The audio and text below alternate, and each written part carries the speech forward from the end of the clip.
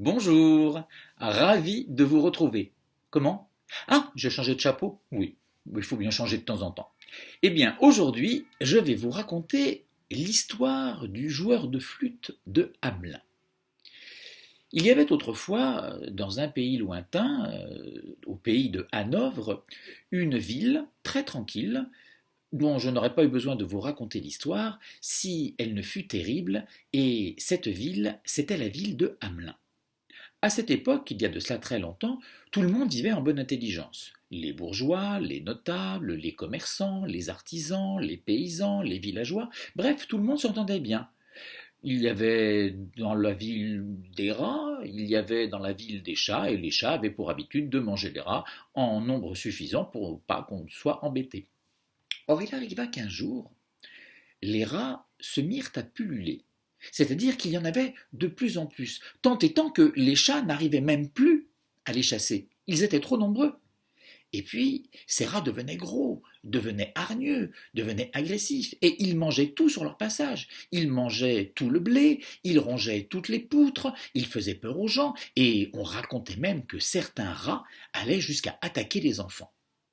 Le conseil municipal de Hamelin se réunit. Chacun donnait son avis.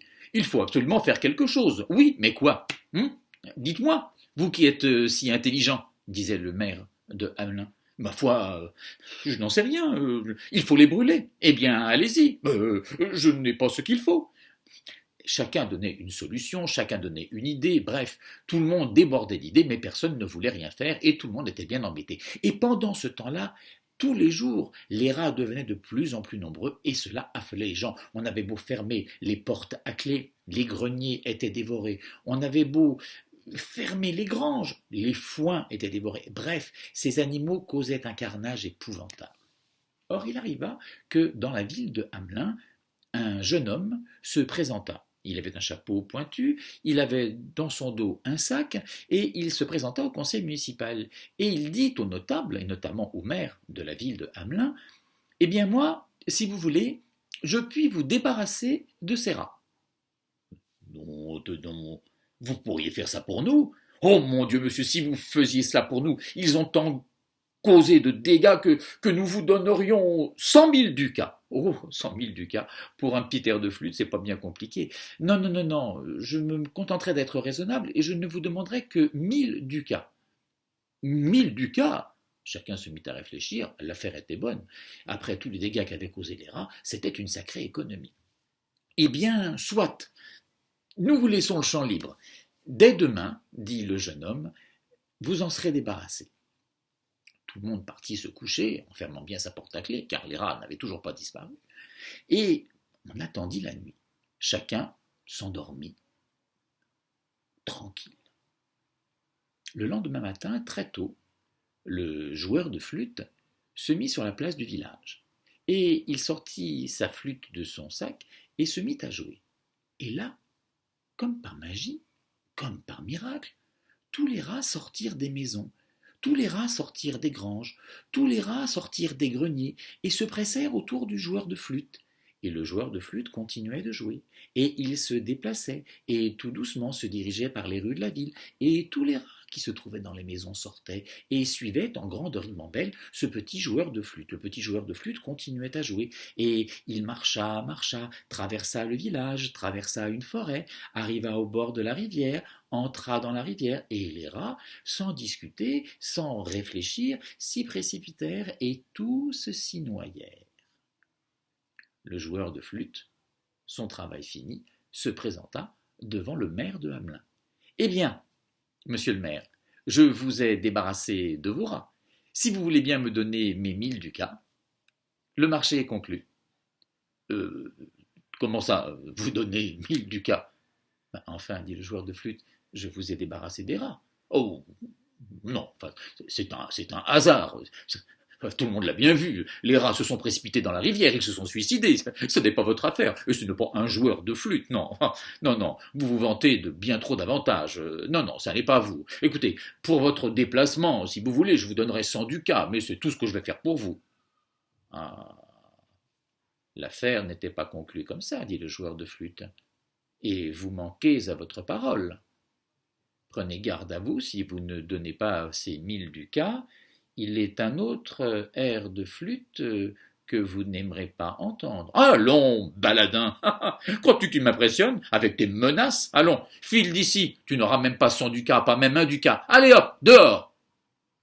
Soit, dit le joueur de flûte. Vous l'aurez voulu. Et il disparut. La nuit se passa. Le lendemain matin, on entendit par toute la ville un drôle de petit air, un air de flûte, oui, un air un peu différent de celui de la veille.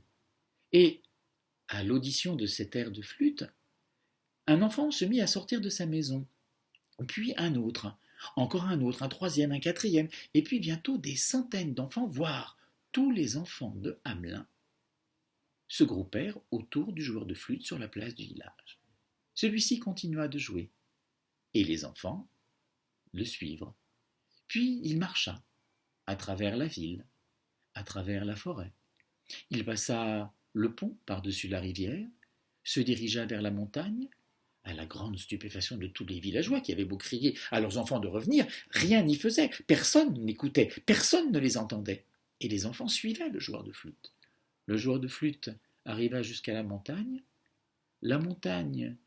miraculeusement s'ouvrit, le joueur de flûte entra dans la montagne, et les enfants pénétrèrent à sa suite. Quand le dernier enfant fut rentré, la montagne se referma. Plus jamais on n'entendit parler du joueur de flûte et des enfants de Hamelin. Les villageois furent très mécontents vis-à-vis du maire, et tous allèrent se plaindre auprès de lui, mais lui disait que ce n'était pas de sa faute, qu'il n'y pouvait rien, que c'était de la magie. Tout le monde se fâcha, et tout le monde décida qu'il fallait pendre cet imbécile. On pendit le maire. Et depuis ce temps-là, tous les villageois, toujours réunis autour de leur nouveau maire, réfléchirent à ce qu'il fallait bien tenir ses promesses quand on en faisait. Voilà, c'était l'histoire du petit joueur de flûte de Hamelin, un conte traditionnel. Ravi de vous avoir vu, ravi de vous avoir vu m'écouter, et puis je vous dis à la prochaine fois. Bonne journée.